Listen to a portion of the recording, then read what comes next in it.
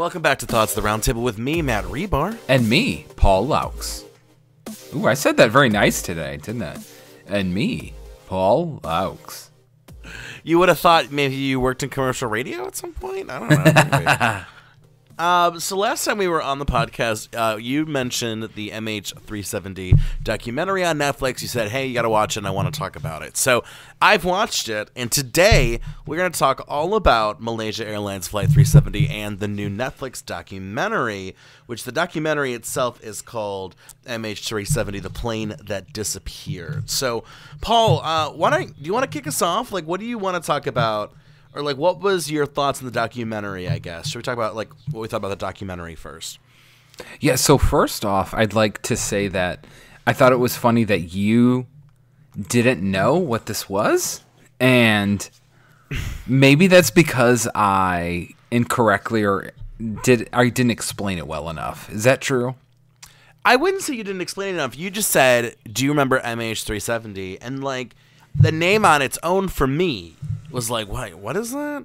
The second you say the Malaysian plane that disappeared, boom, I know what it is. So I wasn't like you were like, I don't know, it wasn't like a lack of communication, just like on its own, I was struggling to be like, what is that?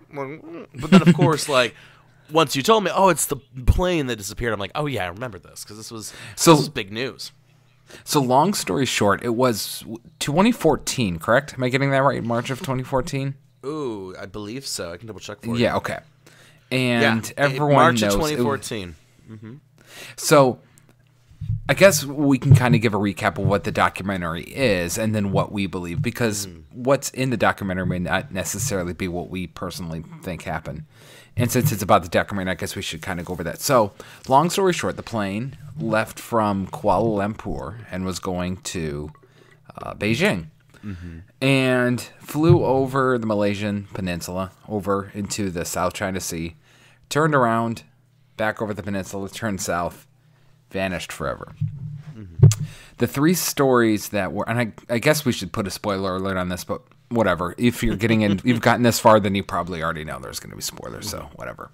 So it was based off of three, and I really thought it was cool because it was 3 episodes, and each one was a different like main theory.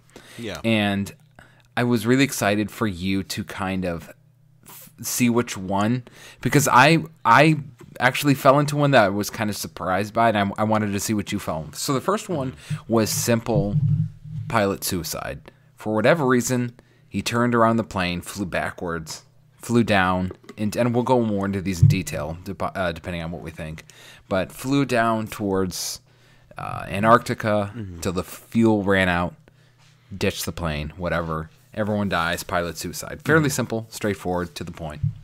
The second one was a little bit more interesting, where there was believed to be Russian. Was it Russians? What did you say? Russian spies or Russian operatives? No, there on was the plane? just three. There was like 3 Russian civilians on the plane, and the theory is that these 3 Russian surveillance, these 3 Russian civilians could be part of some kind of like army or KGB backed operation to basically disappear the plane. And so he theorizes that they landed somewhere, maybe Kazakhstan, and that Russia did this to get press off of their recent takeover of Crimea that was happening at the same time. So basically, like, this plane, the Russians disappeared the plane as a way to get people off their back for their invasion of Crimea. And we should say that they didn't think the plane landed in Kazakhstan. They assumed it still crashed, but they crashed it north instead of south. Here's the thing. The one guy, he was like, well, he maybe thinks like that those 3 Russians basically landed the plane and then everyone else died. That's, I think, kind of what he thinks happened. Did he think they landed it? Because I thought he just assumed they still crashed it, just north instead of south. I'm pretty sure he thinks that like they would have landed it. So, but then what would they have done with all the people? Well, the people would have been killed if they had depressurized the cabin. So they would have the 3 of them would have just. But then here's another question I have though: if the 2 of them were like, they did the 2 of them had like the little fight. Well, hold on. Okay. Let's pause. because I think we should go over the last one. Yes, of course. And this last one, I think both of you and I have already spoken a little bit, and both of us think this is one way outlandish and not possible at all, which is, in a pretty simple thing, that there was cargo on the plane that the U.S. did not want to get to China for whatever reason, whether it's technology, who knows? Who knows what could be? So the United States intercepted it and took it down and then kind of used whatever means they had necessary to hush it up. In my opinion, that one was pretty far-fetched, even some of the weirdest theories out there was just way, way, way out there. It didn't really make any sense. It would have taken so much coordination to cover up. So that one was, we won't even really talk about the third one because it doesn't make sense regardless. I think both the second and the third one, I think the only, of the three theories they presented, the only one that makes, to me, any possibility has to be the pilot suicide. I think the Russian one is a bit far-fetched, and I do think that the idea that there was a product on board that the U.S. had to intervene, I don't know. That just is like... Well, here's the thing, and it's good you say that. I think I'm falling more into that theory, the Russian one. Because, and there's always this, because for a few reasons. The idea behind it is that they got into the cargo bay and were able to control the plane somehow, depressurize it, change the data so it looked like they were going south, but they're actually going north. And what's really annoying about that theory in particular is a couple things. The first is it is actually possible. It's theoretically possible to do. It's not outlandish. It can be done. And it's something that, I mean, for all intents and purposes, is an option. So that's number one. The second thing is, if that was the goal of what they did to get their attention off Russia, what they were doing in Crimea, it worked. Because it really did take the attention off. So if that was the Russian operatives' goal, then it actually did work. Whether or not that is true or not, it did take the media attention off of what they were doing in Crimea. So I hate it because there's just, you'll never be able to know, you'll never be able to prove it, but it's possible. We should also point out that the other guy they talked about in this documentary was the guy who found all of those, like 2/3 of the pieces of the plane. You know, that guy, that whatever. Well, some of that was proven to be not connected. Well, I think a lot of it was. Since the documentary came out, France has come out and said none of those pieces were actually part of the plane. Yeah. So they haven't found anything yet. So I know what I said has probably made you internally rage. So what do you think? Do you agree with me? Do you get my point? I do think, like, we would be stupid to think that we live in a world where major modern societies, like, aren't maybe pulling things like this. You know, like, do I think that it's possible that countries are intervening and creating kind of like global events to maybe distract or to hide? Absolutely. That to me is believable. But like, my question becomes, okay, so in the Russian theory, right, you supposedly had 3 Russians involved. 2 staged a fight. So the third one could get into the communications bay. He can't control the plane's direction from the communications bay. He can control blocking out the communication. So, and then if he did depressurize the plane from the communications bay, then the other 2 Russians died. And like, to me, it's like, I don't know, like, are these 3 Russians going to actually go through with a plan where like 2 or 3 of them are killed as part of the plan? Like, I don't know. And it's not like that everything's been done before. No, I know, but like, to me, I don't know. I feel like people are more likely to maybe kind of commit like this murder, suicide, terrorism for like religious reasons, but like maybe not necessarily like for reasons of country. But I could be wrong on that. I mean, you know, I'm sure there are examples of both, but and then I don't know. I think the idea of it landing in Kazakhstan, like, to me, like, how do you have I don't know. I think it's like, wouldn't something have come out, like even a little thing that would have like really made this seem more likely? And everyone seems pretty sure, like, no, it went south. So that's another thing. So this whole theory, like, oh, it went north to Kazakhstan. Everyone's like, no. It went south. We know it went south. The data doesn't lie.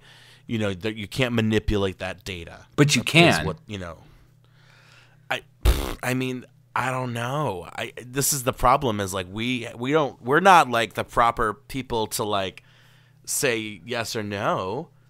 Right? I don't know. So what do you think happened? I want to know what you think. What your theory is.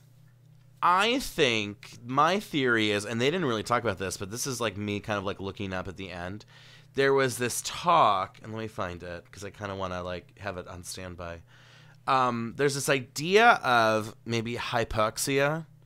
So this idea, so this analysis by ATSP.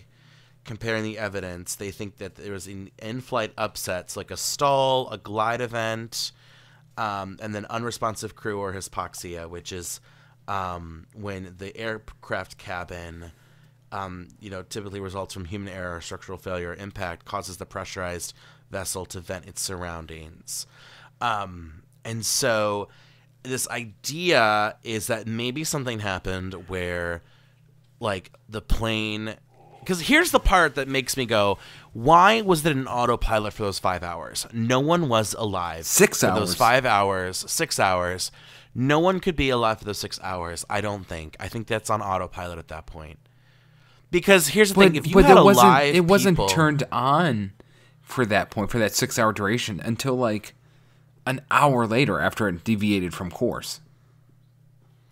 Yeah, so that's my question is like, Did something happen where the air, the plane itself, there's a crack, the pressure gets messed up, and they try to turn around? Like, they tried to turn around to, like, land back, and then they could, maybe the communication, there was, like, that's the problem, too, is, like, the communication and the hypoxia are, like, two different things, which is kind of crazy. Like, did both of these happen at the same time?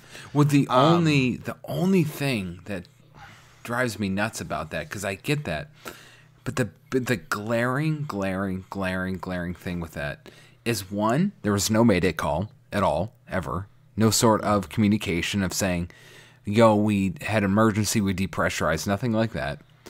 And also, if, say, okay, it blows open, the pilots are incapacitated somehow, they can't do that and verbally call the Mayday, there's that system that will automatically send messages at every certain point to relay things like that. So basically, if they are incapacitated, it will tell somebody somewhere that says, hey, we've had an emergency on this, like there's an issue going on. But that was manually turned off. Why would they do that? So my question is, if you're suffering from like a lack of oxygen, do you think someone would be in the state where like they are not seeing like reality? Like, would he... So if there's like not enough oxygen going to the brain, he's like fiddling with buttons. Maybe he like accidentally turns off the communications. Maybe depressurizes the cabins. Who knows, right? But like that order. But then he has to manually, turn the plane, right? And but the problem is for an hour, guide the plane, but then end up dead anyway, and the plane goes into autopilot. But the problem is the system that was manually turned off that would send emergency messages is a few feet behind them. They would have to get up, move over, walk over, bend down, and pull it out. Yeah. So that doesn't make sense, and that they proved on. It was pulled. It was manually turned off. Someone somehow, for some reason, manually turned that system off, and they cannot figure out why. I mean, this sounds like crazy to me, but like, I don't know. Like, I feel like if this was a hijacking that was done for like a political reason, wouldn't someone have claimed it? Wouldn't like ISIS or, whomever, come out and be like, we did this because of blah, blah, blah. Like, that's what's kind of interesting is like, there's no claiming from anyone.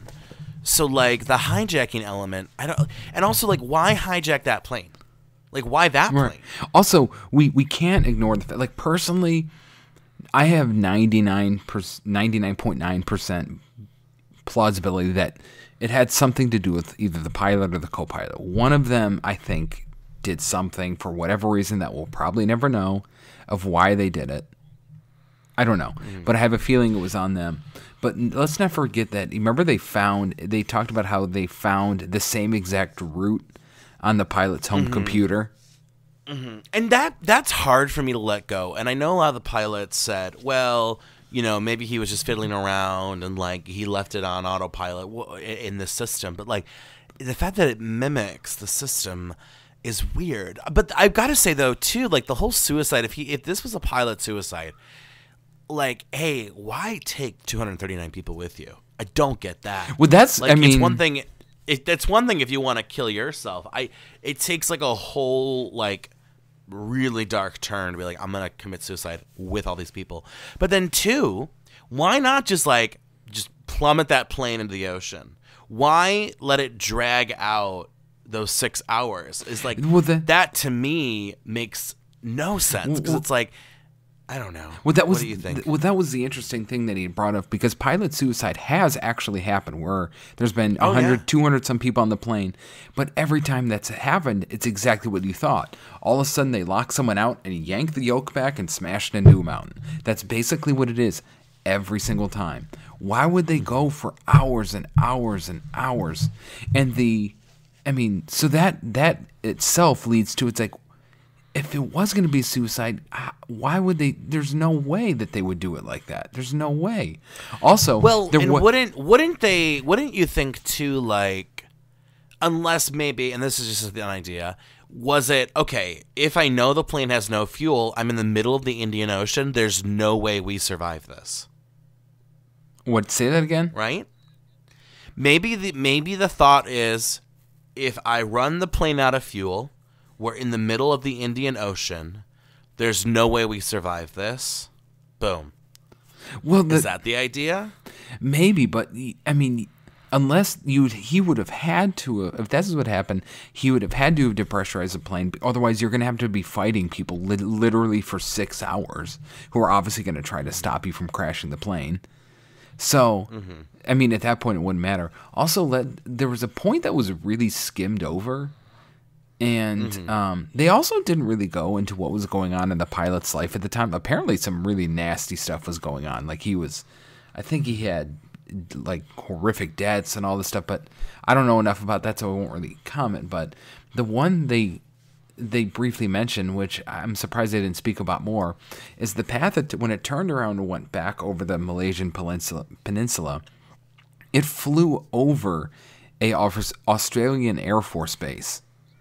And everyone's like, how did the Australian Air Force not realize? It's like, hey, what the hell is this thing flying over? What is it doing? Why is it here? And just never said anything. They never said anything. Like, what happened there? They never reported anything. You think if someone's flying over your Air Force base, you'd see what the heck's going on, but nothing ever happened. See, it's I think what's kind of like really like interesting though, like people are like, oh, what if it's a conspiracy? But like all the countries that are involved, you have like Malaysia, Vietnam, China, Australia, like I just doubt that there's this massive conspiracy where all these countries would agree to like let it go, right? Like, isn't that part like that part to me is like, and some of these countries hate each other. Like they have no reason to work together. And also, like, why would they work together? Like, wouldn't like? Here's the thing: if I'm looking at this from a PR standpoint, right? Like, if I'm Malaysia, if I'm, China, wouldn't it be like, okay, the best case scenario is to find that plane and find it quickly, right? And the idea of like, well, let's just hide the plane, and like let people will forget about it. Like, I think that's a bad move on their part. So that's why, like, to me, it's like, I don't know if it's a conspiracy outside of that plane. Which then points to the pilot suicide, or if there was someone else on board. No, and I think you're right, and like I feel that it has to be some sort of pilot suicide or something. But specifically, because if it was a hijack thing, there would have been some sort of emergency message sent or whatever. A pilot's going to know how to make a plane disappear. They will know how to do that and send no messages or anything. Like if it was not the pilot and it was somebody on the plane, you would assume that they would do anything they could to get a message out and be like, yo, something's going on. But the problem with everything, even the pilot suicide thing, is for every fact that points to the direction of, yes, this is probably what happened, there's equal legitimate facts that point, it's like, this can't have happened. Mm-hmm. This couldn't be the reason. Like, for some reason, every single theory we've come up with has legitimate concrete facts that point both positively and negatively for it actually happening. And you can't figure out what's head or tails because we're just missing too many pieces of what, specifically, obviously, the plane itself. And, you know, the guy had a good point at the end. He goes, whatever, you know, what happened to the plane that got it to crash is, you know, a mystery of its end. He goes, but there's still a physical plane we haven't found. It has to be somewhere. Now that part, you can't just be and that part gone. confuses me too, because like, I get the ocean is deep, it is vast, it is a mystery. There are trenches. Like, we have not seen like 90% of the ocean. I get that, but like, you're telling me we can't find like anything? Right. And that's like, it has to physically be somewhere. It can't just Well, they have disappear. that radar, and you can see the exact like last location. Like, we really have searched like to full depth, like that whole entire area. I don't know.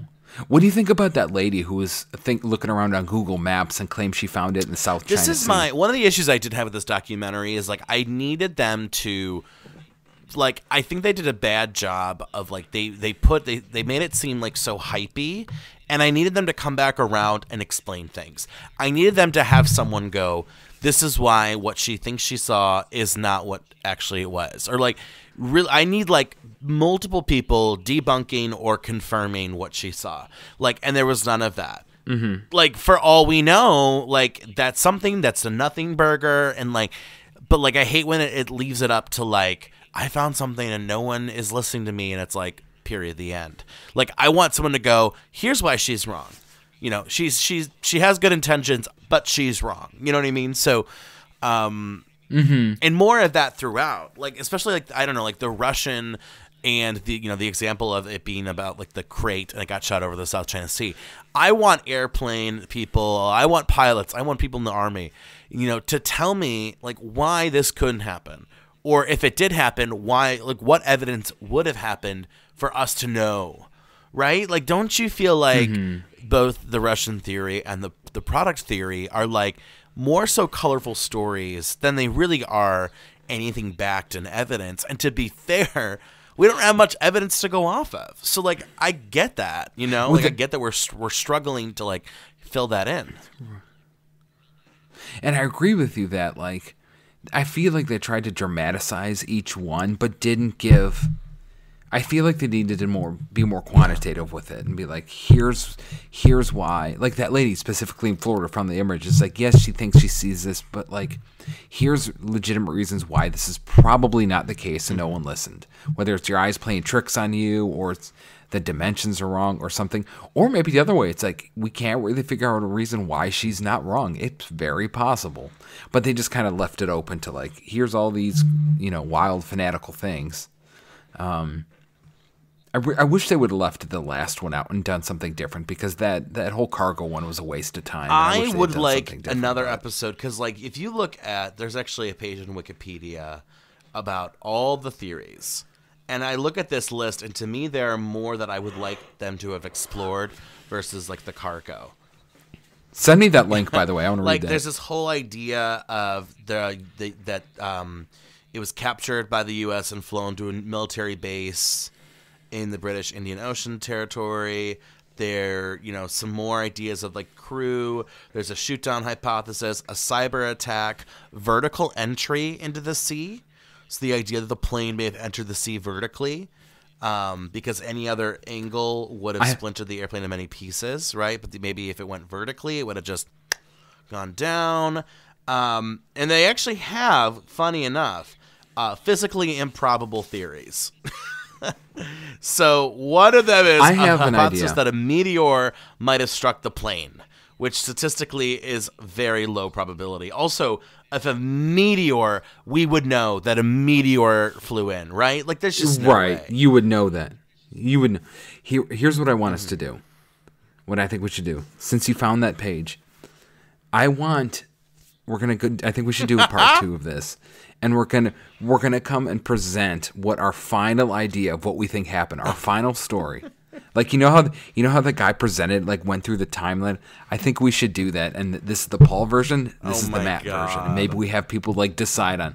I think we should do that. See, this is tough.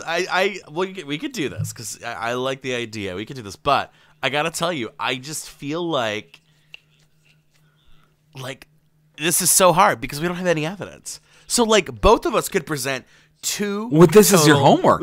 Both of us could present two totally different but yet workable theories, right? Like, I mean, let's be real. And we don't know. Oh, yeah. That's the point. Unless they find the black box. By the way, if they find the black box, I'm curious. Then it's game over. If they find do you think how long can a black box? They'll know what happened. Be fine. You know. I don't know. I've heard. They've said before, but there's an answer to that, but I don't remember what it is. It also depends on the impact. If it got damaged on impact, that's also a variable in the equation. But, it says. What would it take to destroy a black box? Real quick, because I'm curious about this. Hold on, before we get into this, I actually have a friend who was supposed to be on the plane. No joke. And he got sick and didn't go. He went a different way instead. But he has his ticket still. So that's pretty weird. That's kind of messed up. Like I would be like, oh my god, I could have died. You know. Maybe. So it's extremely rare for a black box to be destroyed. Let's see. Handful of cases where they've not been recovered. Rarely a recorder is recoverable blank or too damaged to read. They look very viable. So it should be fine. Yeah, it's interesting. Salt water is incredibly corrosive. It has a nasty habit of destroying things that are normally waterproof. It's so corrosive. Interesting. I don't know. It's also cold in those waters if it did go that south. Yeah. But the beacon should be able to emit a signal once per second while submersed in 20,000 feet of salt water for 30 days. So clearly, it's not emitting a signal right now. Like, it's just... No. No. It's been almost 10 years at this point. Paul, it gives me so much anxiety. Well, let's do it. To me, yeah. Let's do it. Okay, we'll do it. No, because we left this too open. So the next thing is our final theories. Yes. And if it's close to each other, we'll that's do some fine. homework. But let's do that. We'll make it like the Netflix show where All it's right, like sounds good. They have the time and it's like 12:30. Oh my gosh. 1:10 a.m. And we'll have like the little music behind. So we'll get music real beds quick, and that is my big note about this. The music was so scary, and like, listen, we're already scared. This is a very scary story. I don't need you to like have music that's like designed to really make me want to like scream. Like I was so over the music. Like the music, big F- for me. It was just too scary, and I felt on blast, and Oh, I love it. It was making you get the jitters. All right, so next time, Paul, we will have All our right. theories, our final theories. We'll do some homework, and we'll see where we land. Oh, What? did you hear my pun? My unintentional pun? I said we'll see where we'll land. Oh, I thought something broke. I didn't mean to Which would say be that. I was like, typical for us, ooh, but- like a little distasteful. All right, well, hey, thanks for hanging out with Paul and I. We'll see you next time. Peace out. Later.